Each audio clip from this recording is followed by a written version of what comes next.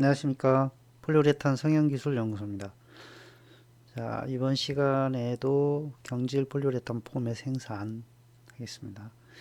음, 여기 이제 3.4 General Rules 일반 규칙에 대해서 이 부분 할 거예요. 근데 이제 이 다음에 바로 이제 프로세싱 관련해서 이제 생산 프로세스 연결되는 데인데 이게 이제 일반 규칙이죠. 일반적인 규칙들. 그래서 대강 약간 그 이제 경질 건축용 단열재 폼 요거를 이제 염두에 두고 그게 이제 일반적으로 적용되는 것들을 좀 몇 가지 간단히 살펴보는 내용인 것 같습니다. 그래서 이제 경질 폴리우레탄 폼을 생산할 때 여기 이제 어떤 파라메타 그 다음에 이제 레귤레이션 이제 변수들 그 다음에 이제 제어 이런 것들에 대해서 얘기가 나오는데 일단 그 빌딩 인더스트리 건축용이죠. 건축용 여기 이제 냉장고를 제외하고 어플라이언스 제외하고 그래서 이제 그 경질 폼들은 대체로 이렇게 이제 facings 면제 사이에다가 발포를 하죠. between facings 그래서 이제 parallel to one another 그러니까 하나 둘 위아래 이렇게 해서 이제 패러럴 요단은 여기 L 두 개가 이 가운데 딱 있는데 이렇게 딱 나란히 있죠. 나란히 있습니다. 나란히 배치해서 그렇게 해서 생산하는 걸 말하는 거고요. 그 다음에 이제 프레임에 때 엣지스 이제 양쪽 사이드가 이제 폼이 넘쳐가지 말게 이제 리미트를 둬야 되죠. 막아줘야 되는 거죠. 이렇게 돼 있고요. 연속 단속 그런데 이제 연속은 이제 그 이렇게 그 슬라트 컨베이어 이제 무한궤도 위아래로 해가지고 더블 벨트로 하고요. 이제 단속은 이제 프레스 이런 개념이죠. 프레스 왜냐하면 발포를 하면 발포 압이 생성이 되거든요. 폼 내부의 압이 생성이 되니까 그거를 이제 전후방 좌우 위아래 다 막아야 되죠. 막아서 이제 폴리우레탄 원료가 리크가 안 되도록 해줘야 되는 거죠. 그리고 이제 폼은 이제 당연히 자동적으로 자기 접착력으로 이제 요 면제에 부착이 되는 거예요. 접착이 되죠. 그리고 그래서 이제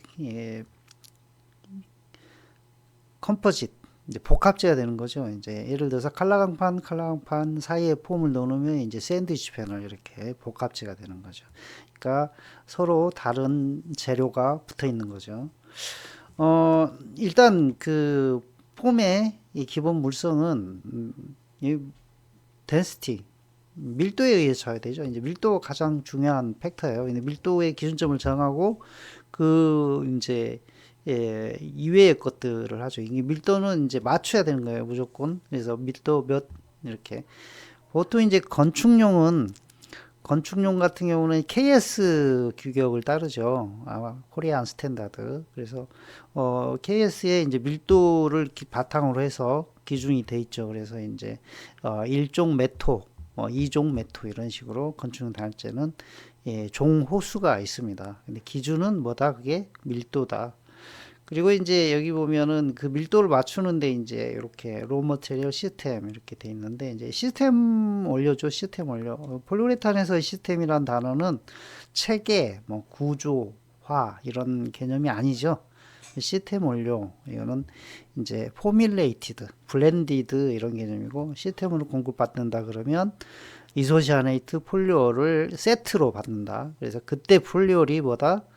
한 세트 이소하고 반응할 수 있는 한 세트 그렇게 해서 이제 거기에 들어가는 블로잉 에이전트 요 발포제의 양을 함량을 조절을 해가지고 밀도를 맞추는 겁니다. 그래서 여기 키워드는 이렇게 보시면 돼요. 건축용이고 면제가 있고 그 다음에 밀도가 중요하고 그 다음에 시스템 원료 시스템에 의해서 움직이는데 그 밀도를 발포제 양을 조절해서 맞춘다. 이런 개념이고요. 이렇게 이제 그 네이버 검색창에 이렇게 샌드위치 패널이나 폴리우레탄 샌드위치 패널 이렇게 타이핑을 치면 이제 AI로 이렇게 검색을 해주죠. 검색을 해줍니다. 그러면은 AI가 요거에 맞춰서 쭉 이렇게 정보를 수집을 해서 종합적인 판단을 해서 내주는데, 어, 거의 이렇게 이해하시면 돼요. 믿지 마세요. 믿지 마세요. 예. 검증 과정을 꼭 거쳐야 돼요. 많이 틀립니다. 이런 데이터들 철판 두께 0.35T, 뭐 0.6T 이런데 한국에서는 0.35T KS가 들어올 수가 없죠. 그래서 거의 없고요. 0.5T죠. 0.45T에 도장 0.05T 해가지고 0.5T가 KS 규격입니다. 그 이상으로 써야 되는 거고요. 뭐 이렇게 되어 있습니다. 그 다음에 이런 것도 잘못되어 있죠. 뭐 PUF를 폴리스티렌으로 표시해 놓고 불연 단열용 EPS 그랬는데 EPS가 붙으면 불연이라는 게 붙으면 안 되죠. 네, 기본적으로 이렇게 이해하시면 돼요. 건축용 단열재 불연이라고 붙잖아요. 다 사기입니다. 다 사기예요. 왜냐하면 건축용 단열재는 불연을 쓰질 않아요. 쓸 이유가 없어요. 어디에 쓰냐면요. 불연을 쓰는 데는 저기 뭐 용광로 이런 거 그 단열하는 거 원자로 같은 거 있잖아요. 그 다음에 그 선박용 엔진 이렇게 막 그런 거 단열해야 되는 거 이런 거는 불연 써야 되거든요. 화산재로 만든 뭐 단열재 이런 쓰는데 건축용에다가 불연을 쓰면은 이건 단열재의 의미가 아니에요. 우리가 아는 0.04와트 per mk 그 이하로 만들어져야 건축용 단열재로 쓰이는데 못 만들어요. 그 이하로 열전도율을. 그래서 그렇게 보시면 되고요. 그리고 여기에도 이제 뭐 외국 자료들이 갖다가 있어요. 뭐 인도 막 이렇게 돼 있어요. 인도 막 이런 거. 한국 거는 아니고 뭐 그래서 이런 단열재 관련해서도 샌드위치 패널 이렇게 두 가지 검색을 했는데 AI 자료에 대해서 믿으면 안 돼요. 그래서 간혹 이런 사람이 있어요. 기술적 검증을 AI를 통해서 하겠다라고 하는데 절대로 안 돼요. 절대로. 자기가 어떤 지혜로 통찰력이 있다. 내가 이 정도에 대해서 엄청나게 많이 아는데 정리정돈이 잘 안 된다. 그런 그 정보나 지식이. 그럴 때는 AI를 통해서 검증 과정 거치는 게 괜찮은데, 그러니까 내가 내용을 알고 그런 걸로 하면 되는데 내용을 모르고 한다 그러면 당하게 돼 있다는 거죠. 말도 안 되는 얘기를 이렇게 해놓으면 나는 믿게 돼 있다는 얘기죠. 그래서 일반 규칙 해당하는 부분들, 일반적인 내용들이 하나도 같지 않습니다. 그래서 이제 굳이 보려면 이렇게 이제 이렇게 패널 회사에서 만든 자료에서 패널이죠. 요런 자료들 보면서 조금 이해하시면 되고요. 네. 그 다음에 이제 요런 부분은 이제 플로잉 모션. 이게 뭐냐면 셀 방향인데 이제 발포는 발포 성형이라는 거는 이 액을 쏘고 액이 흘러가서 채우는 형태이기 때문에 플로우가 일어나죠. 흐름 방향. 그래서 그거 때문에 셀 오리엔테이션이 있는데 그게 이제 여기 보면은 폼 프로퍼티에 대해서 손상이 일어나는 거예요. 그러니까 일부 이제 흐름 방향이 잘못되면 이제 수축이나 변형 이런 형태가 나타나기도 해요. 그리고 이제 그런 것 때문에 셀 오리엔테이션을 정확히 유지해 두고 그다음에 이제 그런 흐름 방향에 의해서 약해지는 부분을 이제 오버패킹으로 이제 보완을 하는 거죠. 그래서 더 많은 이제 리액션 믹스 반응물을 집어넣어 가지고 그래서 이제 충진을 충분히 하는 거죠. 그래서 여기 보면 이제 프리라이스 폼 대비해서 폼 이제 충진할 때 완벽하게 꽉꽉 채웠을 때 폼 밀도 이렇게 이제 밀도 대비로 했는데 이거 계산식 써먹는 경우는 없어요. 그냥 여기는 이제 아무 의미 없는 거고 그게 아니고 이제 이걸 꽉 채우는 게 목표고요. 꽉 채웠을 때 이제 흐름성이 좋아가지고 적절한 셀 디렉션을 갖고 채우느냐 이런 개념이고 예를 들어서 연속 라인 같은 경우는 거의 프리라이스에 가까워요. 굉장히 조금 오버패킹을 시켜요. 여기 오버패킹 나와 있는데 과충진. 그 다음에 단속 라인은 이제 오버패킹을 좀 시켜요. 왜냐하면 이 주입 포인트에 비해서 흘러가야 되는 위치가 많고, 그다음에 스킨이 형성이 되기 때문에 그런 부분 때문에 이제 뭐 15% 또는 25% 이렇게 오버패킹을 하게 되는 겁니다. 근데 그 15% 오버패킹, 25% 오버패킹 이 기준이 있잖아요. 과충진에 대한 기준. 오버는 과인데 과에 대한 기준이 뭐냐? 이 프리라이스 폼이 아니고요. 프리라이스 폼이 아니고 이제 랩에서는 이 저기를 하죠. 저스트 패킹 양을 봅니다.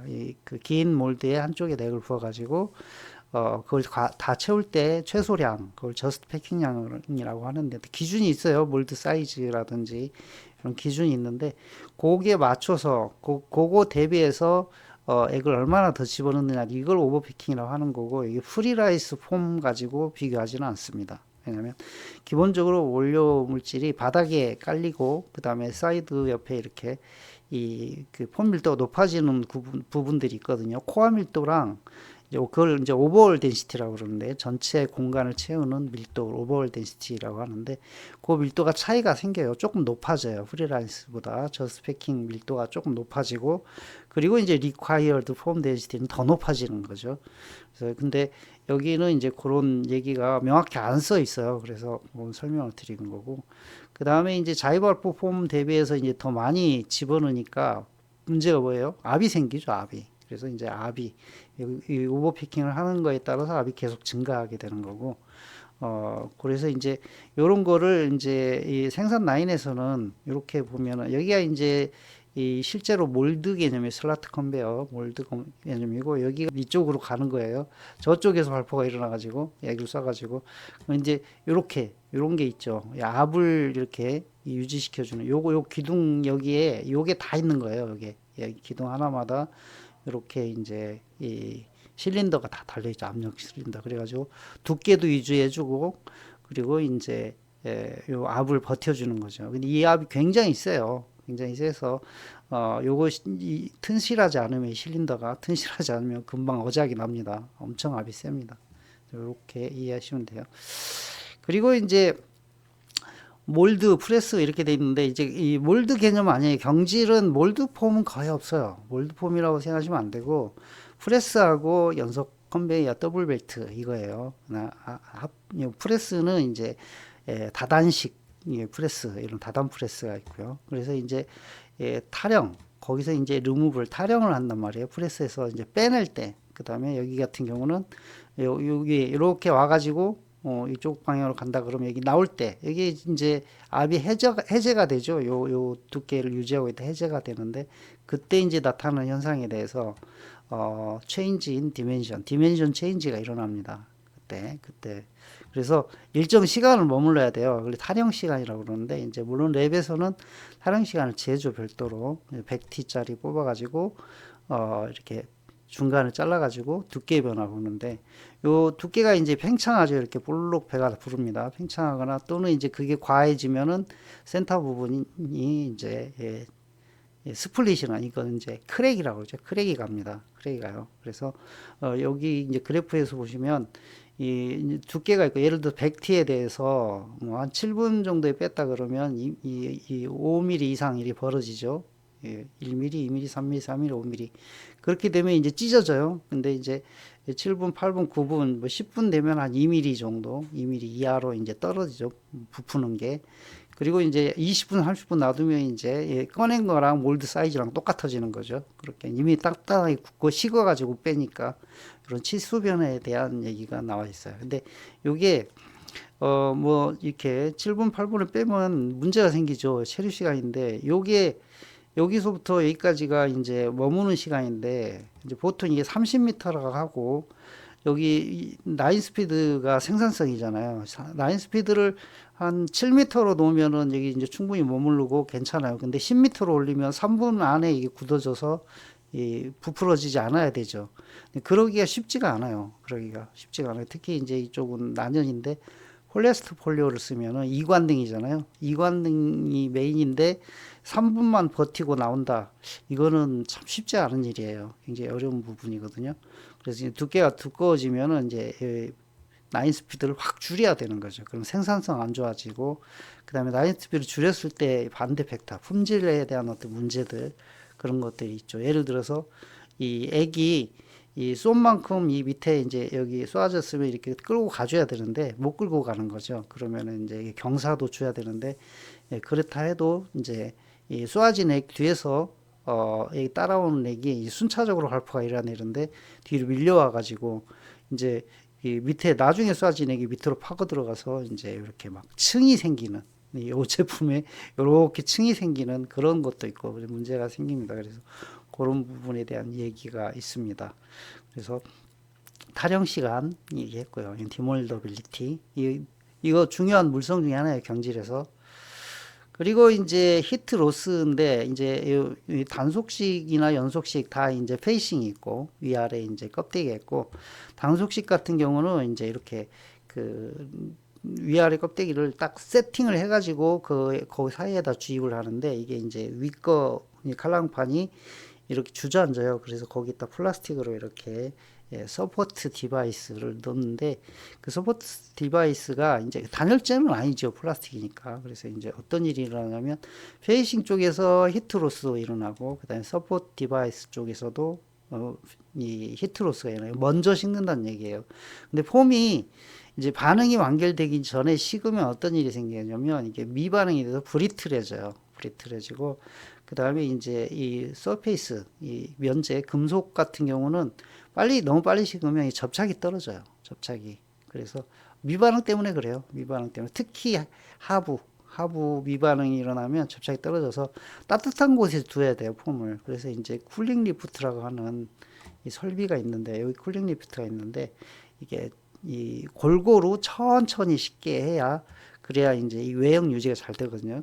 이제 요런 거를 써요. 근데 이제 겨울에 이제 예를 들어서 또 이제 이렇게 보시면 돼요. 겨울에 갑자기 제품이 찬바람 맞으면 변형이 가요. 수축가거나 휘거나. 그 다음에 여름에는 너무 뜨거우면 똑같이 마찬가지로 부풀어지거나 가운데 크랙이 생기거나 이런 문제가 생겨요. 그래서 그런 거를 안정적으로, 그러니까 항온항습 개념이죠. 이것도 온도를 일정하게 유지해 주는 개념으로 요 쿨링 리프트 이런 걸 씁니다. 그래서 이런 거 열에 대한 얘기도 있고요.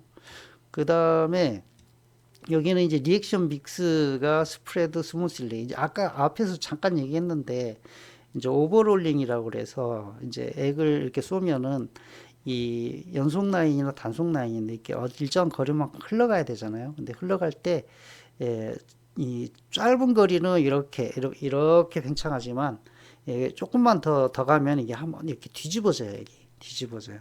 예. 롤링이 일어납니다. 이 롤링이 일어나면 어떤 문제가 생기냐면 셀 방향이 요런 셀이 있고 요런 셀이 있고 요런 셀이 있고 그다음에 요런 셀이 있고 이게 셀 방향이 지각각이 돼요. 그러면은 이제 외기는 일기압 여기저기 똑같잖아요. 그러면은 이제 셀 방향에 의해서 폼이 우둘투둘해지기도 하고 또 두께나 폭방향 수축이 일어나기도 하고 이렇게 불량이 생기거든요. 그래서 이제 그런 걸 일정하게 유지를 해줘야 돼요. 특히 이제 벤트라든지 또는 이 연속 라인 같은 경우는 이제 액을 쏘면 이렇게 진행하잖아요. 진행할 때 이제 뒤쪽으로 공기가 빠져나오는데 이 공기가 덜 빠져가지고 생기는 이 에어 인트레먼트 이런 일이 불량이 굉장히 많아요. 거의 대부분의 불량은 거의 대부분의 물론 보이드라든지 외관적인 불량은 에어 인트레먼트에 의해서 발생이 많이 됩니다. 그래서 라이징 폼과 플로우 디렉션 요거에 대해서 어떤 균형점을 잘 잡아야 돼요. 그래서 액이 쏴져 가지고 발포가 일어날 때도 스무스, 스프레드 스무스, 그다음에 발포가 되면서 구석을 채울 때도 스프레드 스무스. 그래서 굉장히 중요한 단어인 것 같습니다. 스프레이 스무스. 그렇게 해서 그 다음에 요 밑에 여기 보면은 그 말이 있죠. 이제 틸팅 준다. 틸팅. 그러니까 액을 쐈을 때 여기 뚝 떨어져 가만히 있으면 되는 상태가 있고 액량이 많으면 이게 여기다 많이 쏴 놓잖아요. 그러면 이게 앞뒤 전후좌우로 흐르잖아요. 그럴 때 이렇게 살짝 경사를 줘서 이쪽으로 이렇게 흘러가게 이렇게 만들어주는 그런 것도 있어야 돼요. 그래서 선입선출 그런 개념이죠. 먼저 쏜 놈이 먼저 발포가 일어나고 나중에 쏜 놈이 따라가게 만들어야 되는데 근데 이제 또 경사가 또 과도해지면 어떤 일이 일어나면 먼저 쏜 놈의 위로 이게 둥둥 뜨고 밑에 나중에 쏜 놈이 밑으로 파고들거든요. 그러면 이제 층이 생긴다. 앞에 설명했죠. 그런 일이 일어납니다. 그래서 이런 거가 좀 이 라인 운전할 때 중요한 요인이 있고 그 시스템의 반응성이라든지 이런 것도 잘 맞춰야 되죠. 반응성이 안 맞으면 그런 일도 많이 일어나고요. 또 발포 믹싱 같은 거 예를 들어서 믹싱이 안 좋으면 토출되고 나서 이 머물러지는 시간이 생기잖아요. 그때 이런 일이 발생하거든요. 그러니까 이 토출이라는 게 0. 몇 초 만에 한꺼번에 빵 쏘고 끝나는 게 아니라 단속판을 말하는 거예요. 단속판. 길게는 한 20초까지 쏘거든요. 그러면 0초, 1초, 2초, 3초에 쏴지는 액이랑 19, 20에 쏴진 액이 같은 공간에 머무르잖아요. 그럴 때는 반응의 편차가 발생하게 되면은 그러면 문제가 생기는 거예요. 그래서 거의 대부분 이 반응의 편차가 발생하지 않도록 조절을 해줘야 돼서 그 크림 타임을 조절을 하거나 이렇게 해줘야 되는 거죠. 자, 정리하면 경질 폴리우레탄의 생산에 이제 일반적인 얘기를 했는데 밀도, 오버패킹, 또 발포압 이런 얘기를 했어요. 그리고 이제 경질은 대체로 건축용 단위잖아요. 샌드위치 이렇게 페이싱이 있다. 이런 개념들 얘기했습니다. 기타 간단한 얘기들 했네요. 오늘 영상은 되게 뭐 어려운 내용은 없는 것 같습니다. 쉽고 일반적인 내용인 것 같습니다. 자, 강의는 이걸로 마치겠습니다. 감사합니다.